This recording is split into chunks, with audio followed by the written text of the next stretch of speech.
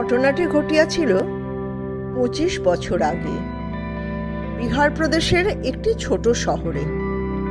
আমার বাল্যবন্ধু শম্ভুনাথের পুত্রের বিবাহে নিমন্ত্রণ রক্ষা করিতে গিয়াছিলাম।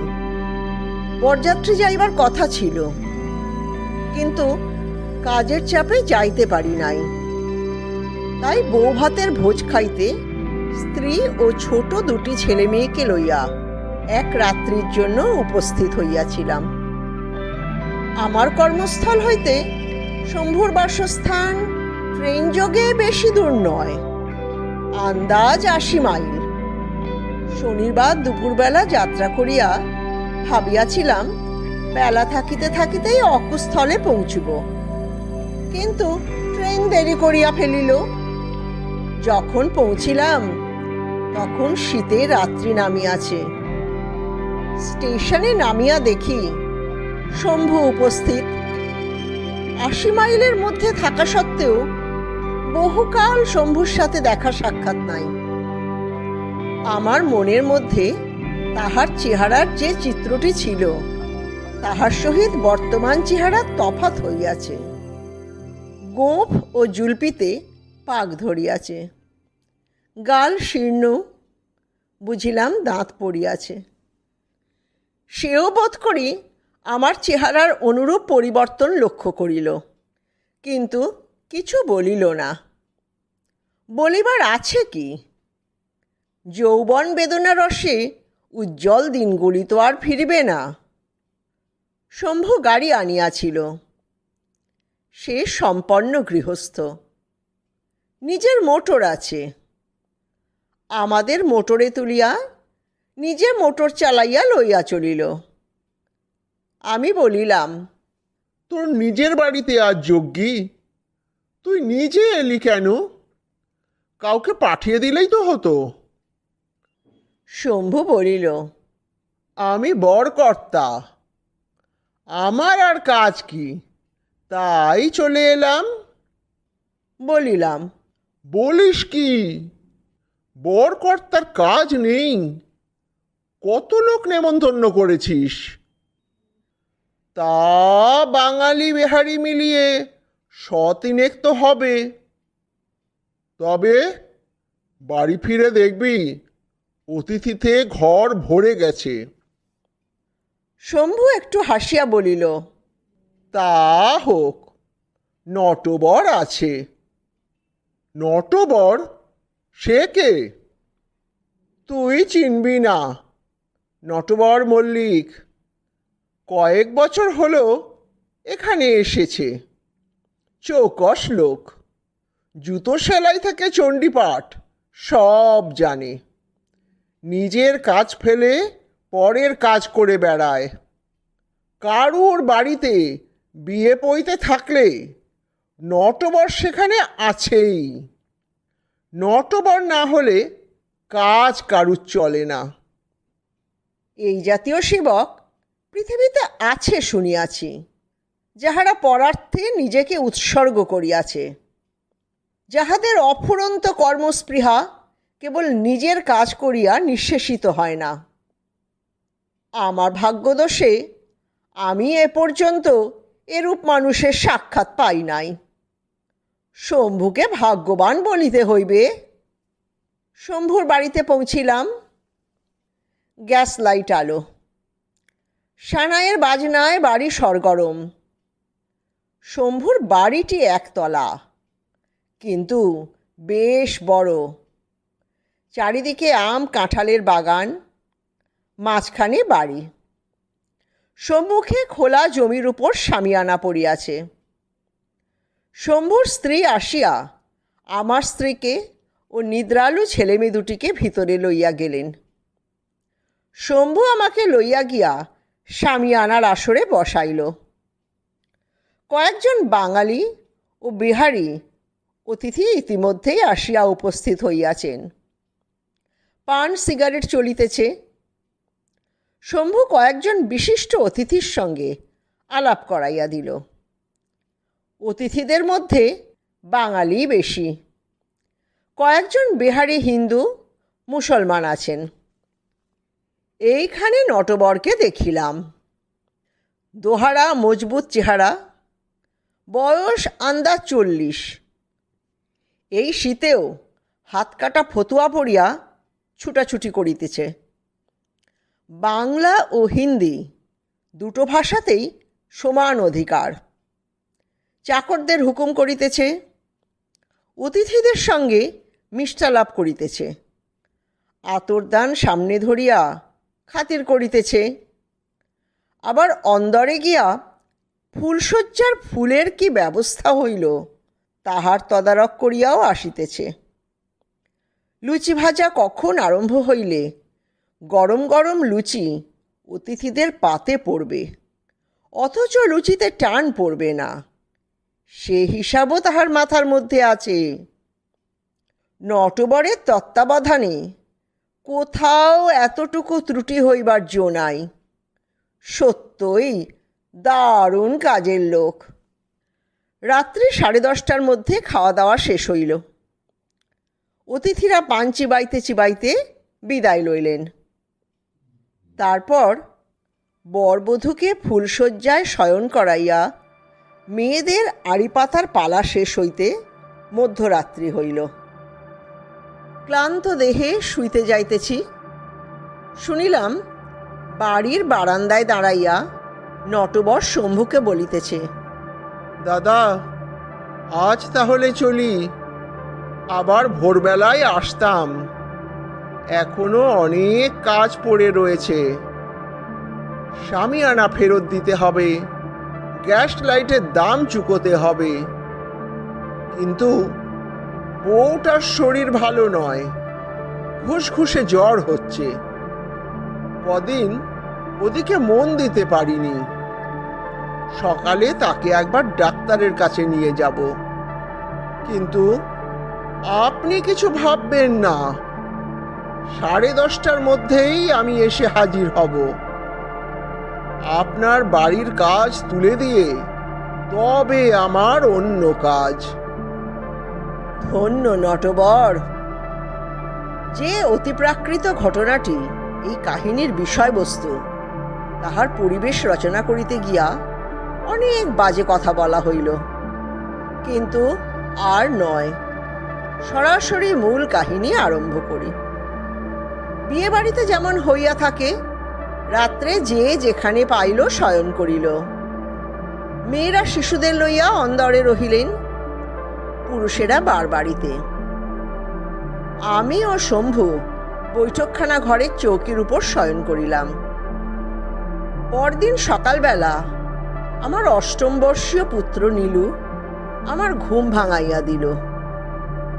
গায়ে ঠেলা দিতে দিতে উত্তেজিত স্বরে বলিল, বাবা ওঠো ওঠো, চোর এসেছে। ধর্মর করিয়া বিছানায় উঠিয়া বসিলাম। আমার কন্যা 9ম বর্ষীয়া বুলা উপস্থিত ছিল। সে নীলুকে বিরক্তভাবে সরাইয়া দিয়া বলিল, যা, তুই কিছু জানিস না। বাবা, কাল রাত্রিরে চোর এসেছিল, নতুন বউয়ের সব গয়না নিয়ে পালিয়েছে। দেখিলাম শম্ভু আগেই উঠিয়া গিয়াছে। চারিদিক হইতে উৎকণ্ঠিত উত্তেজনার গুঞ্জন আসিতেছে। আমিও উঠিয়া পড়িলাম। খবরটা মিথ্যা নয়। বরবধূ রাত্রে যে ঘরে ফুলশয্যা করিয়াছিল, তাহার লাগাও একটা কুঠুরিতে কনে বউয়ের যাবতীয় গহনা একটি স্টিলের ট্রাঙ্কে রাখা হইয়াছিল। ঘরের দরজা ভিতর হইতে বন্ধ ছিল। রাত্রে চোর আসিয়া বাহিরের জানালার শিক বাঁকাইয়া প্রবেশ করিয়াছে ও গহনার বাক্সটি লইয়া প্রস্থান করিয়াছে। পাশের ঘরে বরবধূ কিছুই জানিতে পারে নাই। প্রায় 10,000 টাকার গহনা। খবরটা বাড়ির মধ্যেই আবদ্ধ নাই, পাড়াতেও রাষ্ট্র হইয়া গিয়াছে। অনেক পড়শি আসিয়া জুটিয়াছে, পুলিশেও খবর পাঠানো হইয়াছে। আমরা বাড়ির সম্মুখে দাঁড়াইয়া গুলতান করিতেছি। শম্ভু অত্যন্ত বিচলিত। 10,000 টাকার গহনা! একটা চাকর হাঁপাইতে হাঁপাইতে আসিয়া খবর দিল, বাড়ির পিছন দিকে আমবাগানের মধ্যে গহনার বাক্সটা ভাঙা অবস্থায় পড়িয়া আছে। সকলে সেই দিকে ছুটিল। ছোট ছেলেমেয়েরা আগে ভাগে, বয়স্থরা পিছনে। দল বড় কম নয়। পাড়ার নিম্ন শ্রেণীর লোক তো আছেই, 2-1 ভদ্র শ্রেণীর লোকও আছেন। মহসিন সাহেব নামক এক মুসলমান ভদ্রলোকের সহিত কাল রাত্রে শম্ভু আলাপ করাইয়া দিয়াছিল। পাড়াতেই থাকেন। গম্ভীর প্রকৃতির প্রৌঢ় ব্যক্তি, মুখে ছাটা দাড়ি, চোখে সুরমা। ইংরেজি লেখাপড়া অল্পই জানেন। তিনি খবর পাইয়া আসিয়াছেন। বাড়ির পিছন দিকে বাগানের কিনারায় আম গাছের তলায় ভাঙা ট্রাঙ্কটা পড়িয়া আছে। আমরা গিয়া ঘিরিয়া ধরিলাম। ট্রাঙ্কের তলা চার দিয়া ভাঙা হইয়াছে। বধূর কয়েকটা আটপৌরে শাড়ি, সেমিজ আশেপাশে ছড়ানো, কিন্তু গহনা ও দামি কাপড় চোপড় অদৃশ্য হইয়াছে। চোর অতি বিজ্ঞ লোক, খেলো জিনিস লইয়া নিজেকে ভারাক্রান্ত করে নাই। পুলিশ আসিয়া পড়িল। একজন ছোট দারোগা, সঙ্গে 2 কনস্টেবল। আমাদের দেশের পুলিশের কর্মতৎপরতার কথা কাহারও অবিদিত নাই। যাহার বাড়িতে চুরি হইয়াছে, পুলিশের জেরার ঠেলায় সে চোর বনিয়া যায়। তারপর কথায় কথায় থানায় দৌড়াদৌড়ি করিতে করিতে গৃহস্থের কাল ঘাম ছুটিতে থাকে। শেষ পর্যন্ত চোর অবশ্য ধরা পড়ে না, এবং চোরাই মাল কোন বিচিত্র পথে কোথায় গিয়া উপনীত হয় তাহার নির্ণয় করা শিবেরও অসাধ্য। বর্তমান ক্ষেত্রেও ছোট দারোগা অশেষ তৎপরতা দেখাইলেন। শম্ভু শহরের গণ্যমান্য লোক, তাহাকে হুমকি দেওয়া চলে না, কিন্তু তিনি বাড়িশুদ্ধ লোককে জেরা করিলেন। সকলের নাম ধাম লিখিয়া লইলেন। চাকরদের ধমকাইলেন, চোরাই মালের ফিরিস্তি তৈরি করিলেন। ঘণ্টা 2 এইভাবে কাটাইয়া তিনি একজন কনস্টেবলকে পাহারায় নিযুক্ত করিয়া অন্য কনস্টেবলকে লইয়া প্রস্থান করিলেন। শম্ভুকে আশ্বাস দিয়া গেলেন, বাড়ির লোকের কাজ বলেই মনে হচ্ছে। আপনি চিন্তা করবেন না, চোর ধরা পড়বেই। আমরা কয়জন বিমর্ষভাবে বৈঠকখানায় গিয়া বসিলাম। মহসিন সাহেব আমাদের সকলের মনের কথা প্রকাশ করিয়া বলিলেন, পুলিশের দ্বারা কিচ্ছু হবে না। চোরকে ধরে ওদের সামনে হাজির করা যেত যদি, তাহলে ওরা তাকে বেঁধে নিয়ে যেত। তার বেশি ওরা পারবে না। শম্ভু বলিল, তা কি জানি না, কিন্তু উপায় কি? কাউকে সন্দেহ করাও যাচ্ছে না। চাকরদের মধ্যে কেউ চুরি করেছে আমার বিশ্বাস হয় না। এ পেশাদার চোরের কাজ। কিছুক্ষণ এই লইয়া আলোচনা হইল। যদি পেশাদার চোর হয়, তাহা হইলে বামাল ফেরত পাইবার কোনো আশা নেই। এতক্ষণে গহনাগুলো চোরা শ্যাকরার কাছে গিয়া সোনার তালে পরিণত হইয়াছে। হঠাৎ মহসিন সাহেব বলিলেন, আপনারা যে মন্ত্রতন্ত্র মানেন না, নইলে চেষ্টা করে দেখা যেত। শম্ভু চকিত হইয়া বলিল, মন্ত্রতন্ত্র? সে কি রকম? মহসিন সাহেব বলিলেন, আছে, হিন্দুদের মধ্যেও আগে ছিল, আমাদের মধ্যেও আছে। যে চুরি করেছে তার চেহারা দেখা যায়, চেনা লোক হলে শনাক্ত করা যায়। কিভাবে চুরি করেছে, কোন পথে গিয়ে কোথায় চোরাই মাল লুকিয়ে রেখেছে তাও দেখা যায়। কিন্তু আপনারা কি এসব বুজরুকি বিশ্বাস করবেন? বিশ্বাস করা কঠিন, কিন্তু বিপাকে পড়িলে বাঘ ফড়িং খায়।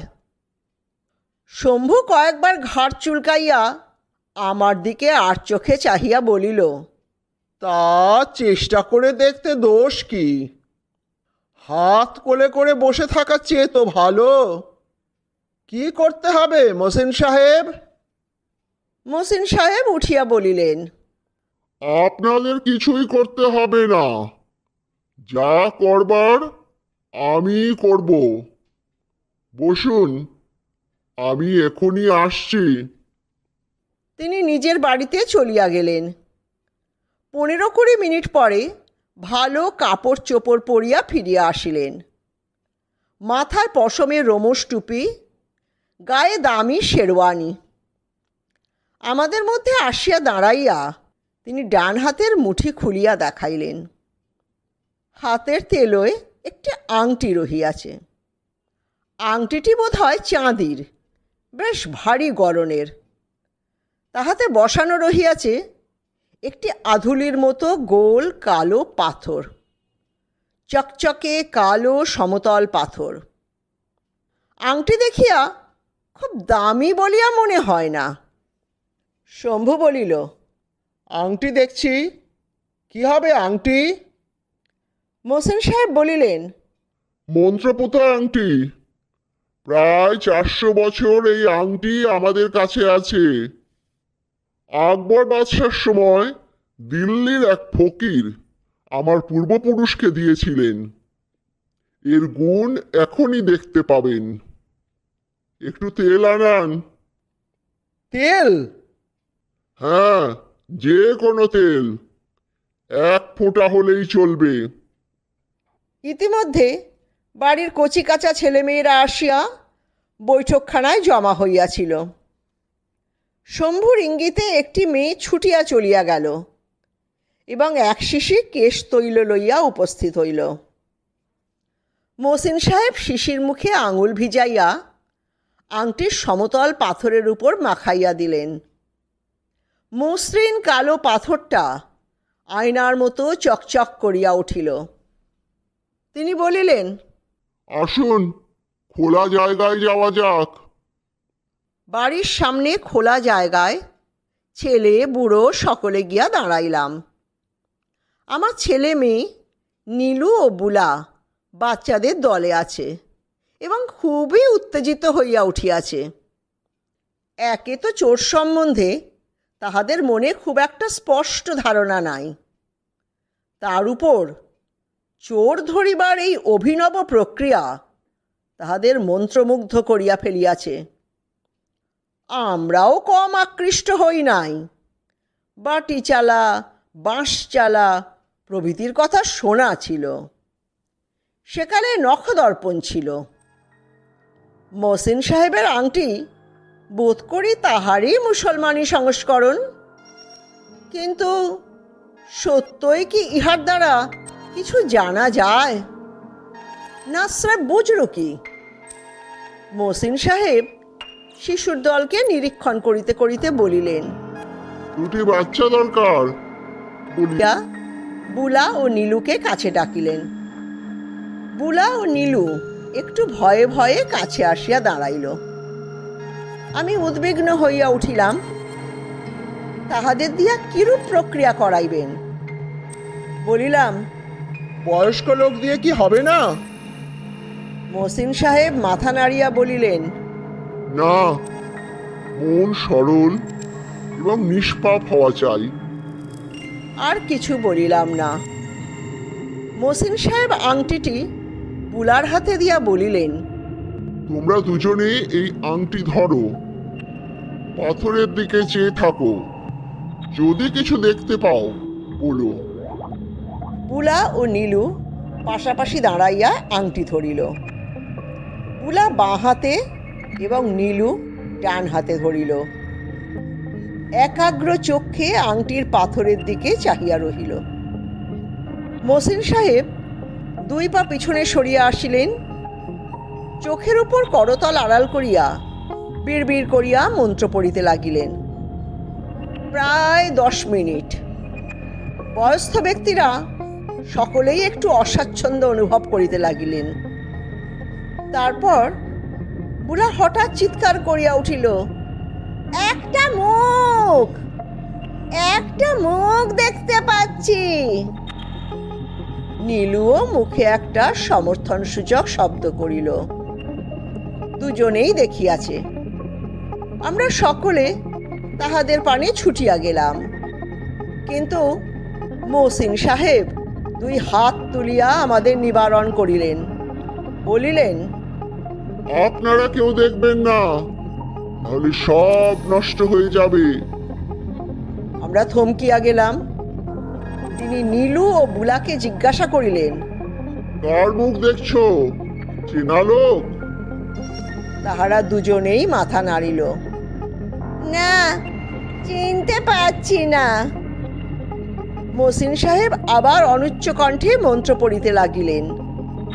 কিছুক্ষণ পরে প্রশ্ন করিলেন, এবার কি দেখছো? বুলা বলিল, মুখটা মিলিয়ে যাচ্ছে। নীলু বলিল, যাহ, অন্ধকার হয়ে গেল। মহসিন সাহেব বলিলেন, চেয়ে থাকো, কি দেখতে পাও বলো। তিনি আবার মন্ত্র আবৃত্তি করিতে লাগিলেন।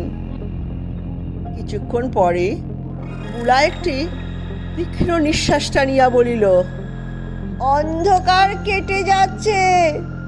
একটা বাড়ির জানালা, যে লোকটার মুখ দেখেছিলুম, সে জানালার গরাদ খুলে ভেতরে ঢুকছে। ওই আবার বেরিয়ে আসছে। হাতে একটা কি রয়েছে, তোরঙ্গ। নীলু ভীত কণ্ঠে বলিল, দিদি পালিয়া দেখতে পাবে।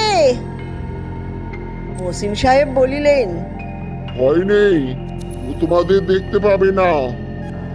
এখন কি হচ্ছে বলো। বুলা বলিল, চলে যাচ্ছে। তোরঙ্গ কাঁধে তুলে এদিক ওদিক তাকাতে তাকাতে চলে যাচ্ছে। মহসিন সাহেব বলিলেন, তোমরাও ওর সঙ্গে যাও, দেখো কোথায় যাচ্ছে। বুলা ও নীলু আংটি চোখের সম্মুখে ধরিয়া বাড়ির পিছন দিকে চলিল। মহসিন সাহেব তাহাদের অনুসরণ করিলেন। আমরা চলিলাম তাহার আশেপাশে। বিচিত্র শোভাযাত্রা, সকলের চোখে মুখে চাপা উত্তেজনা। আমি চুপি চুপি শম্ভুকে প্রশ্ন করিলাম, কি রে, ব্যাপার কি? সে অবধের মতো হাত উল্টাইল। গরাদ ভাঙা জানলার পাশ দিয়া বুলা ও নীলু বাড়ির পিছনের আম গাছতলায় উপস্থিত হইল। বুলা বলিল, গজাল দিয়ে তোরঙ্গের তালা ভাঙছে। তালা খুলে গেল, পুটলি বাঁধছে। পুটলি বগলে করে চলে যাচ্ছে। তোমরাও যাও। বুলা ও নীলু আবার চলিল। কাছেই বাগানের একটা আগর ছিল। আগরের ওপারে খোলা ময়দান, ঝোপঝাড়। বুলা ও নীলু আগর পার হইয়া ময়দানের ভিতর দিয়া চলিল। কিছু দূর যাইবার পর একটা ঝোপের কাছে আসিয়া বলিল, এখানে চোরের পুটলি থেকে কি একটা পড়ে গেল, চকচকে জিনিস। আমরা আসিয়া দেখিলাম ঝোপের নিচে ঘন ঘাসের মধ্যে একটা সোনালি দ্রব্য পড়িয়া রহিয়াছে। শম্ভু সেটা তুলিয়া লইল, বলিল, নতুন বউয়ের কানের দুল। আমাদের উত্তেজনা চতুর্গুণ বাড়িয়া গেল। চোর যে পথে গিয়াছিল সেই পথেই আমরা চলিয়াছি। মহসিন সাহেবের আংটি বুজরুকি নয়, এই কি লোমহর্ষক কাণ্ড। বুলা ও নীলু কিন্তু দাঁড়ায় নাই, গতি একটু স্লথ করিয়া আবার চলিয়াছিল। আমরাও দ্বিগুণ উৎসাহে চলিলাম। অদৃশ্য চোর যেন পদচিহ্ন রাখিয়া গিয়াছে। আশ্চর্য, জীবনে কিছুই কি নষ্ট হয় না, লুপ্ত হয় না? কোন অদৃশ্য লোকে সঞ্চিত হইয়া থাকে? আমরা যত গোপনেই দুষ্কার্য করি, ধরিত্রীর মুখে সেই দুষ্কৃতির পদাঙ্ক অঙ্কিত হইয়া যায়। চর্মচক্ষে দেখা না গেলেও সে দাগ আর মোছে না। ময়দানের ওপারে ডাইনে বাঁয়ে একটা রাস্তা। বুলা ও নীলু রাস্তায় পড়িয়া বাঁ দিকে চলিতে আরম্ভ করিল। এখানে রাস্তা নির্জন, পাশে ঘরবাড়ি নাই। বাঁ দিকে ফিরিবার পর আমাদের একজন সহযাত্রী খাটো গলায় বলিল, বাজারের দিকে যাচ্ছে, শহুরে চোর। ক্রমে রাস্তার ধারে ঘর বাড়ি দেখা দিতে লাগিল। 2-4 লোক আমাদের শোভাযাত্রায় আকৃষ্ট হইয়া দলে ভিড়িয়া পড়িল। যতই শহরের অভ্যন্তরে প্রবেশ করিতেছি, ভিড় তত বাড়িতেছে। শেষে আমাদের অপেক্ষাকৃত ক্ষুদ্র দল এক বৃহৎ মিছিলে পরিণত হইল। শহরের এক রাস্তা হইতে অন্য রাস্তা ঘুরিয়া মিছিল চলিয়াছে।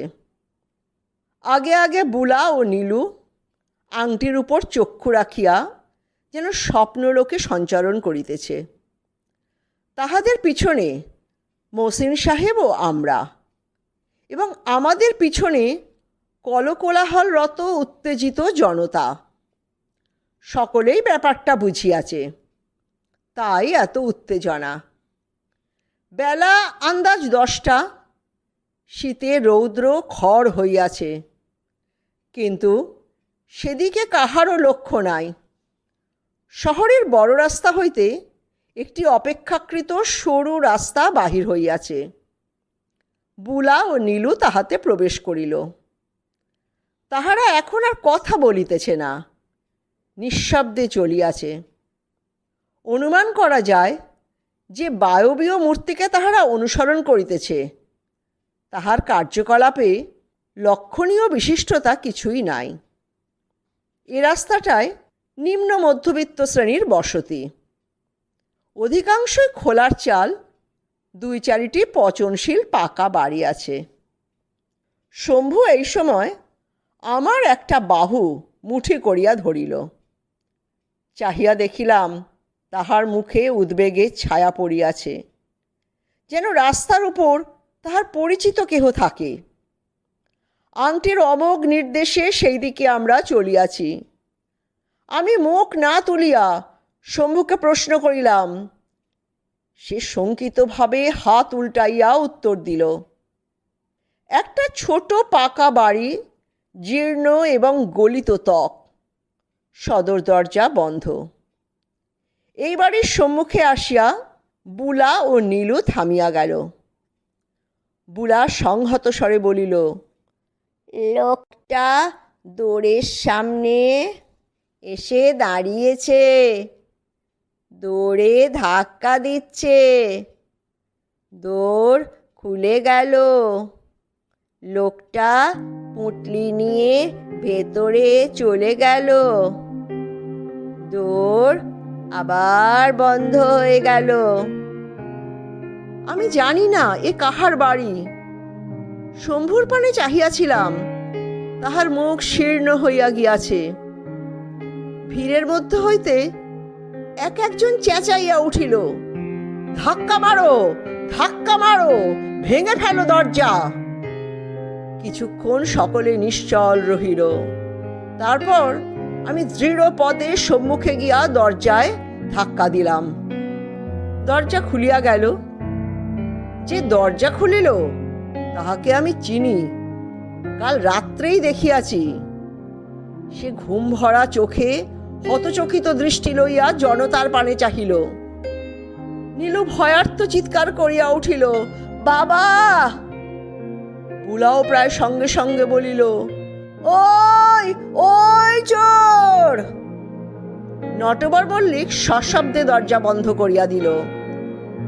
কাল রাত্রে পুলা ও নীলু তাহাকে দেখে নাই, তাই আজ আংটিতে তাহার মুখ দেখিয়া চিনিতে পারে নাই। এখন আসল মানুষটাকে দেখিবা মাত্র চিনিয়াছে। পুলিশ আসিয়া পরম পরোপকারী নটবর মল্লিককে ধরিল।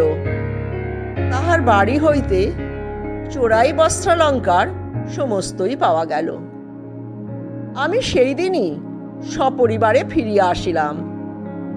পরে শুনিয়াছিলাম আদালতে বিচারকালে হাকিম পুলিশ তৎপরতার ভূয়সী প্রশংসা করিয়াছিলেন।